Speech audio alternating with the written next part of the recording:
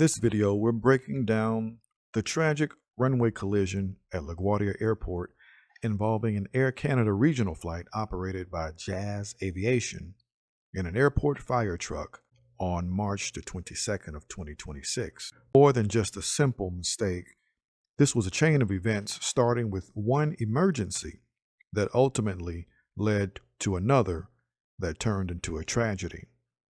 And what we're going to see here is something that happens more often than people realize in high-pressure environments. Tunnel vision, loss of situational awareness, and ultimately a breakdown in communication.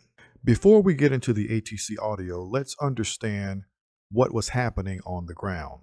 There was already an emergency on the airfield prior to this tragedy. An aircraft identified as United 2384 was located over on taxiway Alpha near the Kilo intersection. That's the aircraft that initially triggered the emergency response. Now, if you look at this airport diagram, the fire station is located here west of that aircraft. So the fire truck would have had to travel east on taxiway Delta, cross runway 4 at Delta, and then continue to taxiway Alpha where the United jet was waiting. And here's a key point. The collision happens right at this intersection, taxiway Delta and runway 4. So this entire tragedy occurs while the fire truck was responding to another emergency. And this is important. We've seen before in emergency response situations where first responders are so focused on reaching an emergency that they can become laser focused on the objective and ultimately lose awareness of everything that is around them. There are many videos on YouTube where police officers attempting to respond to a call violate traffic laws, have disregard for the safety of others, and ultimately create even worse situations than the ones that they were responding to. Something similar seems to be what happened here. Now, before the fire truck reaches the runway, the tower checks in with the inbound aircraft. Jazz 646, LaGuardia. Yeah, with you for GLS 4 for Jazz 646. 646 number 2, clear to land 4. Clear to land number 2 for Jazz 646. From here on, we'll refer to that aircraft as Jazz 646 since it is operated by Jazz Aviation, although it bears the emblem and the logo of Air Canada. Air Traffic Control Tower issues the landing clearance for runway 4. They also mention that another aircraft will be landing ahead of Jazz 646. But here's what stands out. There is no mention of any vehicle or traffic crossing the runway prior to the landing of Jazz 646. And that does matter because in busy airports, if something is going to cross in front of you while on a runway, ATC will generally tell you, and they will give you the situational awareness and prepare you for what you're about to see. That did not happen here. So based on that, we can reasonably say the controller did not intend for the fire truck to cross the runway at that time. Now, let's go back to United 2384, the first aircraft that had an emergency on the airfield that prompted the fire trucks to be on the move in the first place. And 2384, do you have a gate available at this time? Otherwise, we will be probably requesting air stairs. Give me 1 second. United 2384 checks in and asks about gate availability and the possibility of deplaning via air stairs were no gate available. Air stairs are the portable, mobile stairs that are pushed toward the aircraft so passengers and crew can deplane directly onto the tarmac if no gate giving access to the terminal is available. ATC tells United 2384 to stand by, and now things are starting to get a bit more complex. Just as air traffic control continues checking on a gate for United 2384 An unintelligible transmission comes in. ATC responds. Who's the vehicle needed to cross the runway? Emergency vehicles calling on ground, or are you calling on tower? Now, this moment tells us something very important. The controller asks, are you calling ground or tower? This question strongly suggests that the same controller is working both ground and tower frequencies. Now, this is not typical during busy operations like what you would expect on any given day at LaGuardia, but it's late at night, there's low traffic, and of course we know that ATC is suffering from reduced staffing in the entire system. So it does happen where the same controller is working both ground and tower.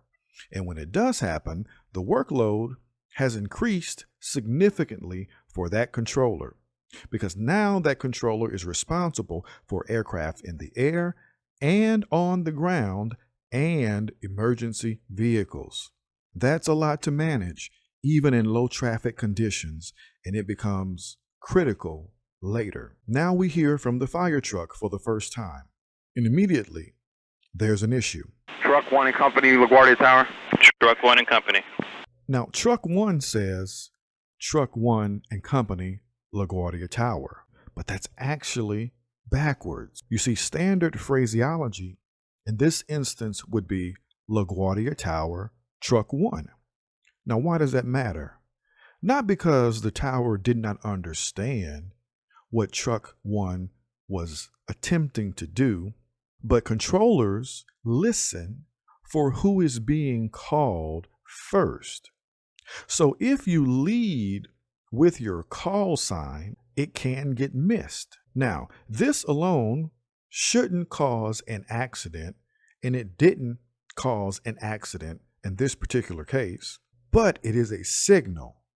If someone is using non-standard communication, what else might they be doing incorrectly? The proper terminology here is LaGuardia Tower, Truck 1, but I want you to take note of this incorrect and backwards phraseology here. Next, Truck 1 also says and company. That means that that truck is not alone on the airfield. There are multiple vehicles following that truck. So whatever clearance they receive applies not only to the lead truck, but also all trailing vehicles. Truck 1 is requesting permission to cross runway 4 at Delta. Truck 1 and Company, LaGuardia Tower, requesting to cross 4 at Delta. Truck 1 and company, cross 4 Delta. Truck 1 and Company, crossing 4 at Delta.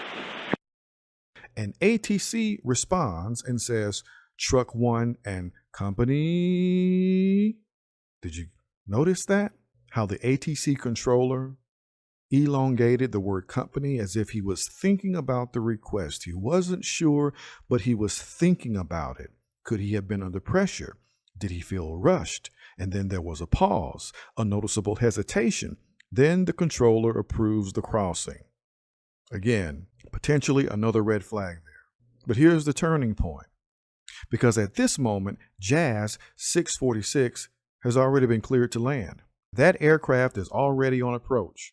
So there is not enough time, not even for one vehicle, to pass in front of that aircraft before it lands, much less a string or a caravan of vehicles, which is the company, Truck 1 and Company. Unfortunately, though, ATC cleared the fire trucks to cross an active runway with an aircraft already cleared to land. Now, even if the goal here was urgency, because the fire trucks were attempting to get to the United aircraft across the runway, the correct move would have been to tell Jazz 646 to go around and then allow the trucks to cross. That did not happen, tragically. And just a few seconds after issuing clearance for the fire truck and company to cross, the controller realizes what's happening. And he begins shouting. Stop, stop, stop, stop, Truck 1, stop, stop, stop. Sorry, Truck 1. Stop, Truck 1, stop. Stop, Truck 1, stop. stop, stop, stop. Then truck 1, stop, stop, stop. But it's a bit too late. And in fact, saying stop, stop, stop as a controller is not precise enough. There would be multiple aircraft and potentially multiple vehicles on that frequency. So when the call came out to stop, initially, Truck 1 and company would not have known that that directive was for them. Now we get it.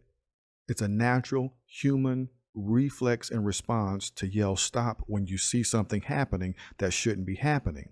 So shortly after that, the controller recognizes the mistake and says truck 1 stop. But again, it's too late. You hear in the background a high-pitched tone and then a continuous alarm, and that is the air traffic controller's system alerting them a runway incursion is imminent.